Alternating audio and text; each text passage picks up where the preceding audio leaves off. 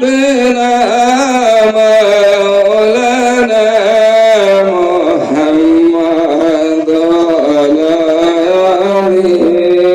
سيدنا مولانا محمد اللهم صل على سلم وبارك وسلم।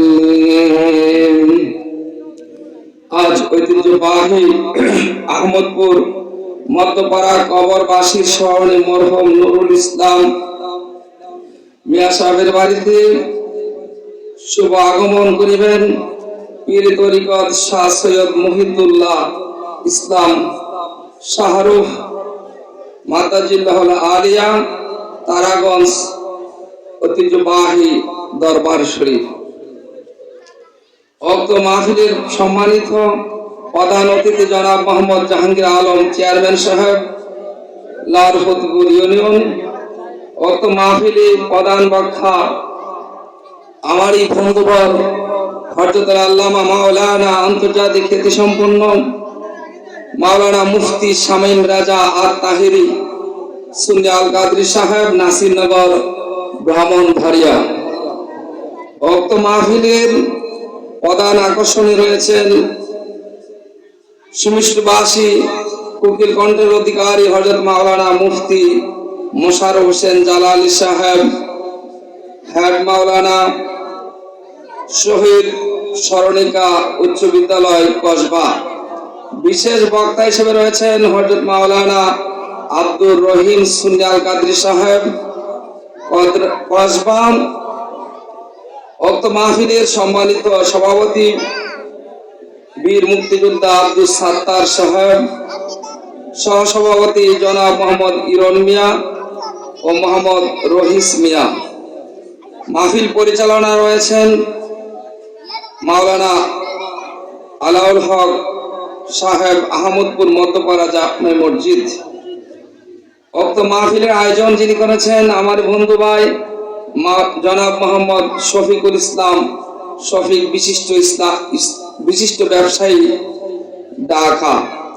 সার্বিক সহযোগিতা আহমদপুর মধ্যপাড়া যুব সমাজ, দিগার ওলামায়ে কেরাম, মুআজ্জিজ মুহতারাম, বেরাদুল ইসলাম, মুরব্বিয়ান, যুবক ভাইয়েরা, ছোট ছোট আমার সোনামানিকেরা, পর্দার আড়ালে অবস্থানরত আমার মা ও বোনেরা, সকলের প্রতি আন্তরিক সালাম। আসসালামু আলাইকুম ওয়া রাহমাতুল্লাহি ওয়া বারাকাতুহু। সবাই বলি আলহামদুলিল্লাহ। মহান আল্লাহ পাকের দরবারে শুকরিয়া জ্ঞাপন করছি যে আল্লাহ পাক আমাদেরকে পবিত্র শবে মেরাজের চাঁদে অর্থাৎ রজবের চাঁদে 27 তারিখ রাত্রে আল্লাহর হাবিব সরকার দু আলম সরওয়ারে কায়নাত মুফাখর মুজদাত আকা মাহবুব খোদা নূরে মুজাসসাম নূরুন আলা নূর হায়াতুন নবী জিন্দা নবী ইলমে গায়েবের খবর দেনেওয়ালা নবী হযরত মুহাম্মদ আহমদ মুস্তাফা সাল্লাল্লাহু আলাইহি সাল্লাম সশরীর মুবারক নিয়ে আল্লাহর আরশে আজিমে আল্লাহর সাথে দিদার করেছেন। আল্লাহকে স্বচক্ষে জাগ্রত অবস্থায় স্বচক্ষে দেখেছেন। জোরে জোরে বলি সুবহানাল্লাহ। বাবাজিরা আমার, বন্ধুরা আমার, আপনার নবী আমার নবী দুজানের বাদশা নবী, কোন কায়নাতের নবী, যেই নবী না হইলে আমার আল্লাহ কোন কিছু বানাইতেন না। লাউলাকা লামা খালাকতুল আফলা। আল্লাহ পাক বলেন আমি কোন কিছু বানাইতাম না যদি আমার হাবিবকে না বানাইতাম। আর আফআলা লাকা যিকরাক, আমার হাবিবের শান ও আজমতকে আমি আল্লাহ বুলন্দ করে দিয়েছি, বৃদ্ধি করে দিয়েছি, বাড়িয়ে দিয়েছি। যখন না সুবহানাল্লাহ, আল্লাহ আমার হাবিবের শানকে বৃদ্ধি করে দিয়েছে, বাড়িয়ে দিয়েছে। তাহলে যদি কেউ এই নবীর শান আজমতকে কমাইতে চায় তাহলে সে নিজেই ধ্বংস হয়ে যাবে, ক্ষতিগ্রস্ত হয়ে যাবে, বেঈমান হয়ে যাবে। বলেন নাউজুবিল্লাহ। মুরব্বী মানুষ, চেয়ারে বসেন, আসেন চেয়ারে বসেন, সমস্যা নেই। বাবা ছেলে আমার, বন্ধুরা আমার, আল্লাহ রাসূল আকরাম সাল্লাল্লাহু আলাইহি সাল্লামকে চাঁদে আল্লাহ পাক আল্লাহর দরবারে আরশে আজিমে নিয়ে গেছেন। পবিত্র কোরআনে পাকে সূরা বনী ইসরাঈলের 1 নম্বর আয়াতে তার দলিল রয়েছে।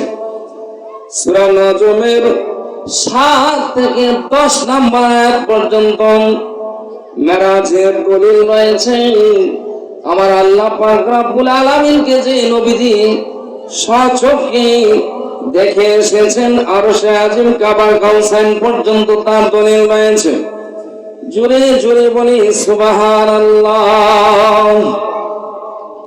আল্লাহ পাক রব্বুল আলামিন বলেন, সুবহানাল্লাযী আসরা বিআবদিহি লাইলাম মিনাল মাসজিদিল হারাম ইলাল মাসজিদিল আকসাল্লাযী বারাকনা হাওলাহু লিনুরিয়াহু মিন আয়াতিনা ইন্নাহু হুয়াস সামিউল বাসীর।